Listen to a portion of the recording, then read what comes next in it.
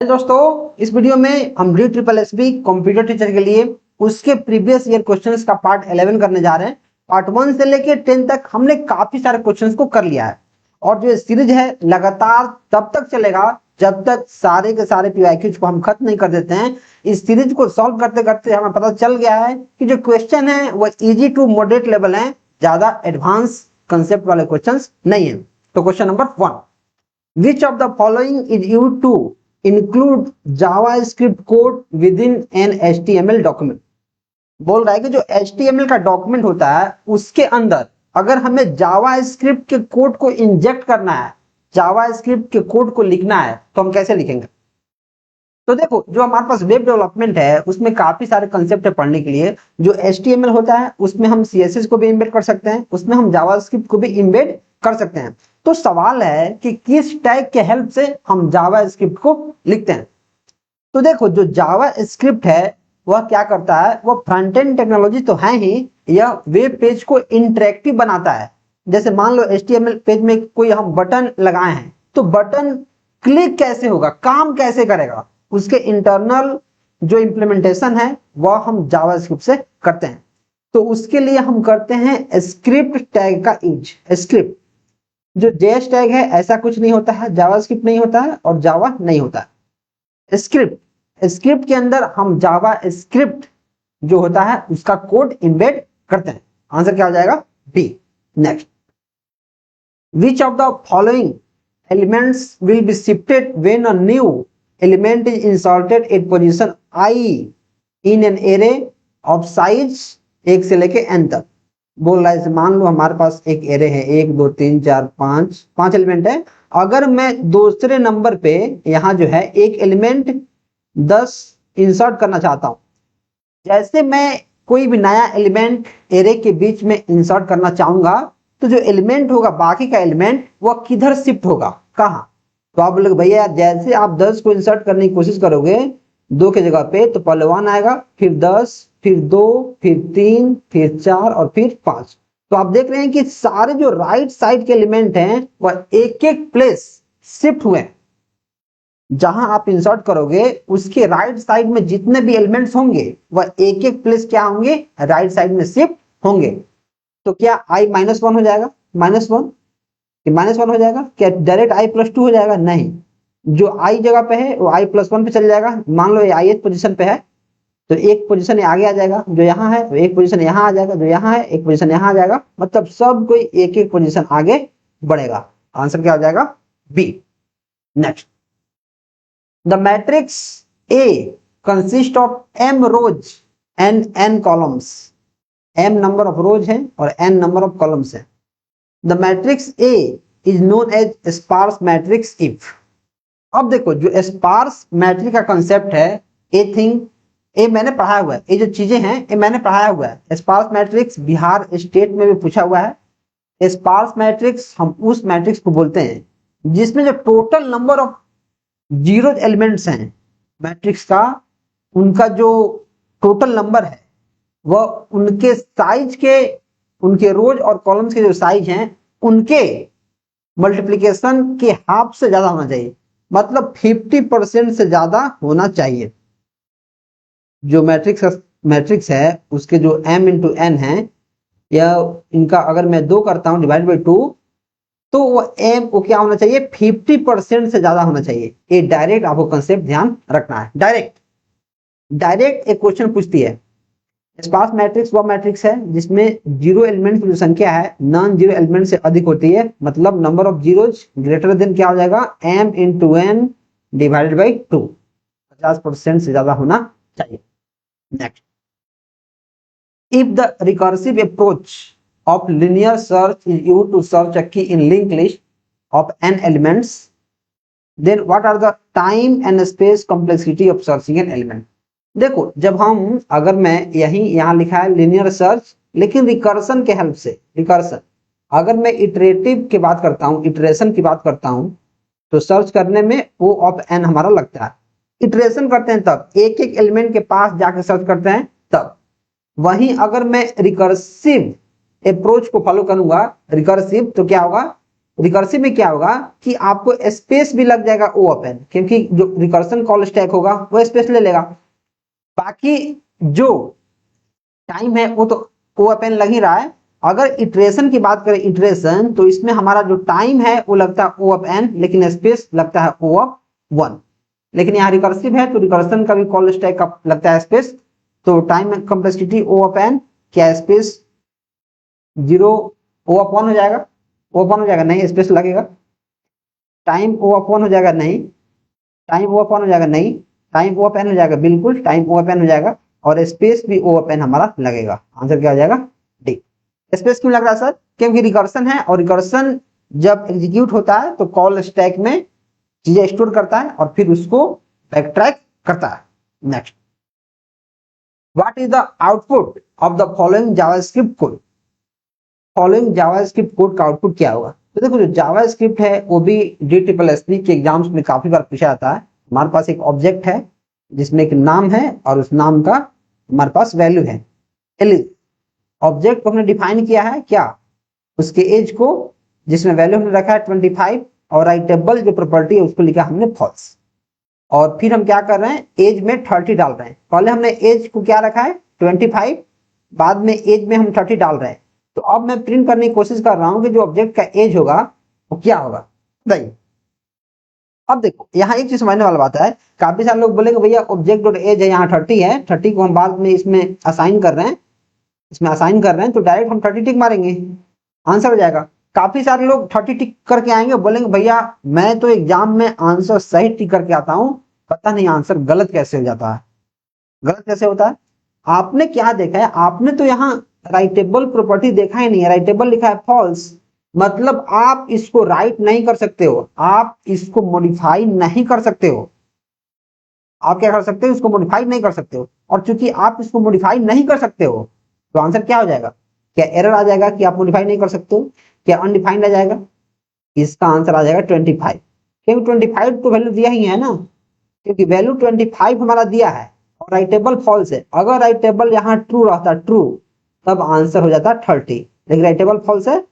ये जो प्रॉपर्टी है राइटेबल, मतलब आप इसको मॉडिफाई कर सकते हो, आप राइट कर सकते हो। आंसर क्या हो जाएगा? 25।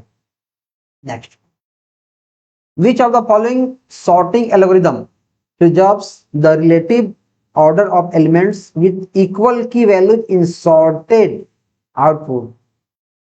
कौन सा सॉर्टिंग एल्गोरिदम है जो इन चीजों को प्रिजर्व करता है? रिलेटिव ऑर्डर ऑफ एलिमेंट, जो एलिमेंट पहले हैं उसी ऑर्डर में एलिमेंट बाद में भी रहेंगे, सॉर्टेड होने के बाद उसके जो रिलेटिव ऑर्डर है उसे में रहेगा। क्या इंटरनल सॉर्टिंग में होता है, एक्सटर्नल सॉर्टिंग में होता है, स्टेबल में होता है, अनस्टेबल में? तो जो रिलेटिव एलिमेंट हमारे उसी ऑर्डर में रहे वो होता है स्टेबल। इसके नाम में ही आंसर है स्टेबल। स्टेबल रहेगा तभी काम करेगा। स्टेबल और कौन कौन से हैं? Mike, RBB। जितने भी आपके पास सॉर्टिंग एल्गोरिदम है उसको ध्यान रखने का तरीका ये है कि कौन सा स्टेबल है, कौन सा नॉन स्टेबल है, कौन सा अनस्टेबल है।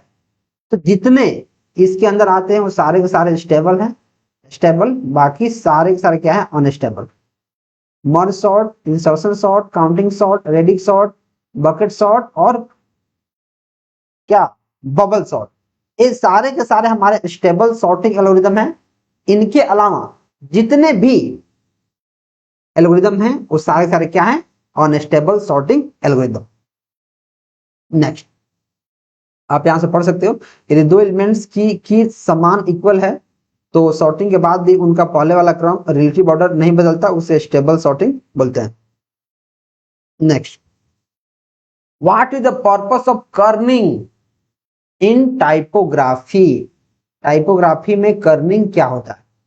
कर्निंग, देखो कर्निंग एक ऐसा, आप मान के चलो, प्रॉपर्टी है जो दो स्पेस के बीच कितना, दो स्पेस बोल रहा हूं, दो कैरेक्टर के बीच कितना स्पेस होगा यह तय करता है। डायरेक्ट इसका आंसर हो जाएगा डी। कर्निंग क्या है? इसका डेफिनेशन है, कर्निंग का अर्थ होता है दो कैरेक्टर या लेटर के बीच की दूरी कितना होगा ताकि टेक्स्ट अधिक सुंदर और पढ़ने में आसान लगे। आंसर क्या हो जाएगा? D. Next, consider the pseudo code of the function given below, what will be the time complexity of the function ABC? जो फंक्शन एबीसी है उसका टाइम कॉम्प्लेक्सिटी क्या है, बताइए। अब देखो हमारे पास एक लूप चला है, फिर उसके अंदर एक और लूप चला है, मतलब इनर लूप भी है, इनर लूप और आउटर लूप, दो लूप है। तो दो लूप रहता है, दो लूप रहता है तो डायरेक्ट हम बिना सोचे समझे टिक मारते हैं क्या, ओ ऑफ एन स्क्वायर, क्योंकि एन इंटू एन हो जाएगा। लेकिन यहाँ एक चीजें ध्यान देने वाली है क्या, कि जो आई है वो एन बाई टू कर रहा है, आई हर एक बार क्या कर रहा है, एन बाई टू, और एन बाई टू कर रहा है मतलब क्या, सीधे आधा कर दिया, सीधे आधा कर दिया, सीधे आधा कर दिया तो क्या होता है, जैसे सीधे आधा करता है तो क्या होता है, लॉग एन। जो बाइनरी सर्च हमारे पास होता है वो क्या करता है, चीजों को डिवाइड करता है, और डिवाइड करता है तो उसका टाइम कॉम्प्लेक्सिटी होता है ओ ऑफ लॉग एन। लेकिन एक बार लूप हमारा फिर से चल रहा है, मतलब एन टाइम्स फिर चल रहा है, तो क्या हो जाएगा, एन इंटू लॉग एन, तो n log n, n log n इसका आंसर हो जाएगा। Next, in a 2D array how are elements stored in memory. जो 2D एरे होता है, 2D एरे, इसमें एलिमेंट कैसे स्टोर होता है, 2D, ये है हमारे पास 2 डायमेंशनल एरे जिसमें रो होता है और कॉलम होता है। तो क्या जो एलिमेंट्स होते हैं मेमोरी में कैसे स्टोर होते हैं, in separate block for each row, हर एक रो के लिए अलग से block, in separate block for each column, हर एक कॉलम के लिए अलग से ब्लॉक, फिर continuously in a single block. देखो भले ही जो हमारा रिप्रेजेंटेशन है, भले ही हम जैसे रिप्रेजेंट कर रहे हैं कि 2D एरे ऐसा दिखता है, तो ऐसा दिख रहा है, लेकिन एक्चुअल में इसके जो वैल्यू है वह लगातार क्रम में सिंगल ब्लॉक में स्टोर होते हैं, इसको ध्यान रखना है। और आई थिंक आपने एरे पढ़ा होगा तो आपको ध्यान होगा। What is the maximum number of swaps that can perform in a selection sort algorithm. अब गाइस यार, जो सिलेक्शन सॉर्ट है, बबल सॉर्ट है, इंसर्शन सॉर्ट है, इनमें हम क्या करते हैं, कंपैरिजन करके एलिमेंट को स्वैप करते हैं। तो जितने नंबर ऑफ एलिमेंट्स होते हैं उससे एक कम, जितने नंबर ऑफ एलिमेंट्स हमारे पास हैं उससे एक कम स्वैप हम करेंगे तो हमारा एलिमेंट सॉर्टेड हो जाएगा। मतलब अगर n नंबर ऑफ एलिमेंट्स हैं तो n-1 आंसर हो जाएगा। क्या एक बार हम कर सकते हैं, लॉजिक ही नहीं लगता। क्या n का n बार लग जाएगा, नहीं। क्या n का 2 बार लग जाएगा, नहीं। n-1, इसको ध्यान रखना है। और गाइज, अगर आप DSSP की काफी भयंकर लेवल से तैयारी करना चाहते हैं तो आप हमारे यूनिवर्सल बैच से ऐड हो सकते हैं। अगर आप सिर्फ कंप्यूटर साइंस पढ़ना चाह रहे हैं तो 797 का बैच है, लेकिन अगर आप गेट 350 कूपन कोड लगाएंगे तो आपको सिर्फ 598 का मिल जाएगा। अगर आप GK, GS, math, reasoning, Hindi भी पढ़ना चाहते हैं तो आप इस बैच को ले सकते हैं। अगर आप गेट 350 कूपन कोड यहाँ भी लगा देंगे तो आपको सीधे बैच 900 का पड़ेगा। अभी एक सप्ताह के लिए ऑफर है, उसके बाद फिर से एज यूजुअल 1197 मिल जाएगा। आपको 1197 भी दिख रहा होगा, लेकिन जैसे कूपन कोड लगाएंगे आपको डिस्काउंट मिल जाएगा। Next, what is the purpose of web developers, web browsers developer tool. Developer tool, developer, जैसे इसका नेम सजेस्ट कर रहा है डेवलपर, उसका पर्पस क्या होगा, to install new browser, new browser install करना, नहीं। To host web pages on web browser, web server, नहीं। टू इंक्रीज द इंटरनेट का स्पीड, इंटरनेट का स्पीड क्या करना यहाँ आ रहा है। To inspect and debug web pages, yes, web page में क्या एरर है, क्या गलतियां हैं, उसका इंस्पेक्शन करना, उसको सही करना, right. Next, what is the primary function of world wide web. www का प्राइमरी फंक्शन क्या है, टू क्रिएट मोबाइल एप्लीकेशन। क्या www की हेल्प से हम मोबाइल एप्लीकेशन बनाते हैं, नहीं। बहुत बड़ा डेटाबेस बनाते हैं, नहीं। क्लाउड स्टोरेज सर्विस करते हैं, नहीं। हम क्या करते हैं, कनेक्ट करते हैं और एक्सेस करते हैं डॉक्यूमेंट्स को और रिसोर्सेज को इंटरनेट के ऊपर। आंसर क्या हो जाएगा, A. Which of the following is an advantage of the link list over an array. Link list का एडवांटेज क्या है अगर मैं एरे से कंपेयर करूं तो। Link list takes less storage to store the n elements as compare to array. क्या जो लिंक लिस्ट है वह एरे से कम स्पेस लेता है, नहीं भाई। अगर एरे में n एलिमेंट्स हैं और लिंक लिस्ट में भी n एलिमेंट्स हैं तो दोनों O ऑफ n ही लेगा। ये बात गलत हो जाएगा, ये बात क्या है, गलत। Link list takes less time to access the ith element as compare to array. क्या लिंक लिस्ट होता है उसमें कम टाइम लगता है एलिमेंट को एक्सेस करने में, नहीं। लिंक लिस्ट में तो हम शुरू से एक एक करके एलिमेंट को एक्सेस करते हैं, ith एलिमेंट को लिंक लिस्ट में एक्सेस करना मुश्किल है। लिंक लिस्ट में हम लीनियर सर्च के हेल्प से लीनियरली चीजों को एक्सेस कर सकते हैं, लेकिन एरे में हम क्या करते हैं, रैंडम चीजों को एक्सेस कर सकते हैं, क्योंकि वहां इंडेक्स वैल्यू से हम एक्सेस करते हैं। गलत हो जाएगा। Inserting an element at the beginning of the link list takes less time as compare to array. अगर किसी भी लिंक लिस्ट के शुरू में हमें एलिमेंट को इंसर्ट करना है और एरे में भी इंसर्ट करना है, तो क्या लिंक लिस्ट में कम टाइम लगेगा? बिल्कुल, क्योंकि लिंक लिस्ट में क्या होता है, हम नोड को चेंज कर देते हैं। जो उसका पॉइंटर होता है और नोड होता है उसको हम चेंज कर देंगे तो चेंज हो जाएगा। लेकिन एरे में क्या होता है, अगर मैं एरे में शुरू में वैल्यू डालने की कोशिश करूं तो बाकी सारे जो एलिमेंट है राइट हैंड साइड में उनको एक एक प्लेस शिफ्ट करना पड़ेगा। यही हमने क्वेश्चन में भी पढ़ा था, तो ये हमारा बिल्कुल सही बात है। Inserting an element at the last element of link list takes less time is compare to array. नहीं, अब इसमें टाइम लग जाएगा। इसमें क्या हो जाएगा, जो inserting element at the last elements of the link list takes less time compare to array, इसमें जो एरे होगा, एरे उसमें कम टाइम लगेगा, क्योंकि एरे में डायरेक्ट हम क्या करेंगे, n-1 पे डाल देंगे direct, right. See which phase of the design and analysis process involves selecting an efficient data structure. Efficient data structure हम कैसे सेलेक्ट करेंगे ताकि हमारे काम आसान हो? जब प्रॉब्लम को डिफाइन करेंगे तो क्या उस समय हम डेटा स्ट्रक्चर को चूज कर लेंगे? नहीं। एल्गोरिथम के एनालिसिस कब करते हैं? हम बाद में करते हैं। इंप्लीमेंटेशन करते हैं तब नहीं। हम क्या करते हैं, जब एल्गोरिथम को डिजाइन करते हैं, जब एल्गोरिथम को डिजाइन कर रहे हैं तब हम क्या करते हैं, वहीं पे डेटा स्ट्रक्चर चूज कर लेते हैं। प्राइमरी फंक्शन क्या है स्कैनर का? भाई साहब, ये हमको लग रहा है कि हर एक शिफ्ट में पूछा है। जो स्कैनर है, प्लॉटर है, इसके बारे में जो DSP है बहुत क्वेश्चन पूछा, बहुत क्वेश्चन। स्कैनर क्या करता है? इमेज की क्वालिटी को इनहांस करता है, इमेज के रिजोल्यूशन को चेंज करता है, वीडियो को स्टिल इमेज में चेंज कर देगा, या फिर प्रिंटेड इमेज को डिजिटल फॉर्मेट में चेंज करेगा। जो चीज प्रिंटेड है उसको डिजिटली चेंज करता है कौन? Scanner. Next, what will be the value of the x after evaluating the following expression. सारे के सारे इंटीजर डेटा टाइप हैं, बताइए। यहां दिया गया है a प्लस p, तो 8 plus 5 into c minus 2, 10 minus 3 divided by e का वैल्यू है 2 प्लस f का 7 मॉडुलस 3। अब देखो हमने लिख दिया, अब हम क्या करते हैं, पहले पैरेंथेसिस का काम करते हैं। तो 10 में से 3 क्या होता है 7 डिवाइडेड बाई 2 प्लस इसको मॉडुलस का काम कर देंगे तो क्या हो जाएगा, इसमें रिमाइंडर आएगा तो 1 इंटू 8 प्लस 5। काफी सारे लोग क्या करेंगे 8 5 13 जोड़ देंगे। नहीं, हमें प्रेसिडेंस पे चलना है कि किसका प्रेसिडेंस पहले है, किसका प्रेसिडेंस बाद में है। अगर डिवाइड और मल्टीप्लाई एक साथ है, अगर डिवाइड और मल्टीप्लाई एक साथ है, हम क्या करते हैं, पहले मल्टीप्लाई को लेते हैं, मतलब जो पहले लेफ्ट में होता है उसको लेते हैं। तो मैं देख रहा हूँ लेफ्ट में मल्टीप्लाई है, बाद में डिवाइड है, तो पहले लेफ्ट वाला काम करूंगा। तो 8 प्लस 7 + 35 डिवाइडेड बाई 2 प्लस 1, और डिवाइड काम करेंगे तो क्या हो जाएगा 8 प्लस 17 प्लस 1 25 और 1 26। आंसर क्या आ जाएगा 26। Next, how does one prevent a form from submitting when using a JavaScript.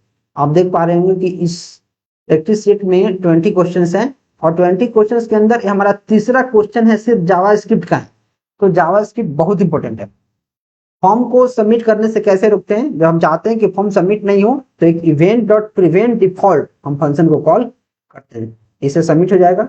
ये तो फॉल्स रिटर्न करेगा, ये हमारा गलत है। आंसर क्या हो जाएगा ए।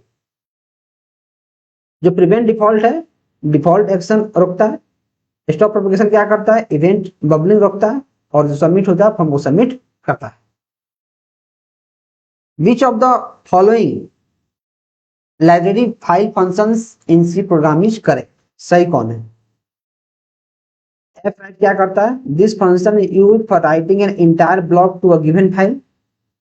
f से क्या करता है, this function is used for setting the file position pointer at the specific bite.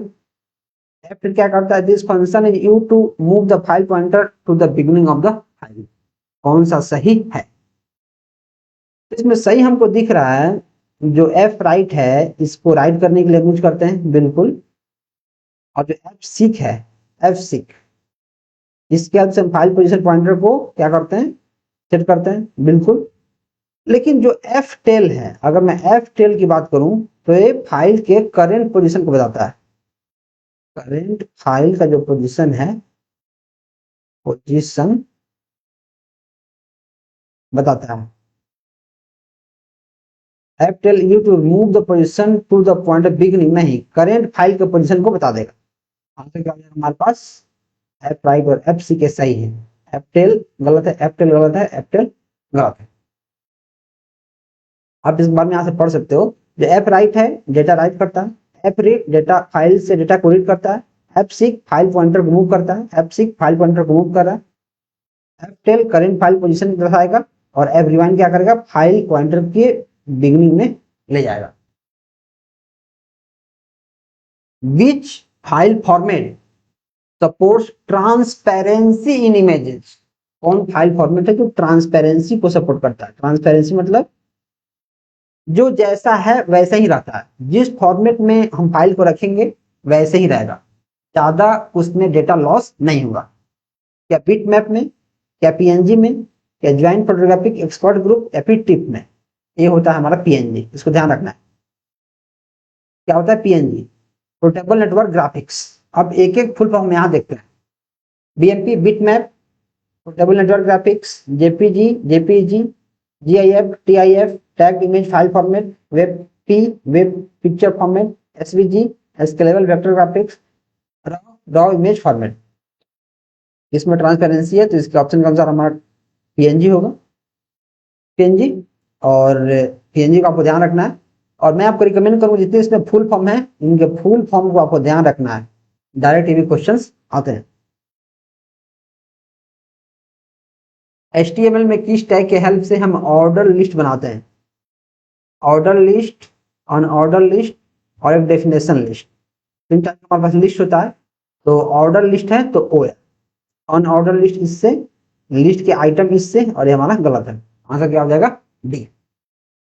इसी के साथ मैं आपको फिर से कोर्स रिकमेंड करूंगा, आप इस कूपन कोड को यूज करेंगे, आप हमारे ऐप से या फिर वेबसाइट से जाकर इनरोल कर सकते हैं, अच्छे से पढ़ना शुरू कर सकते हैं। और कोई भी डाउट होगा तो आपको सिंपली कमेंट करना है, इस नंबर पे मैसेज करना है, व्हाट्सएप नंबर पे इस पे मैसेज करना है, आपके डाउट को रिजॉल्व किया जाएगा। चलिए मिलते हैं नेक्स्ट वीडियो में, तब तक आप चैनल को सब्सक्राइब कर लीजिए, काफी सारे लेक्चर्स हमने यूट्यूब पर डाले हुए हैं, आप उसको भी देख सकते हैं। Thank you.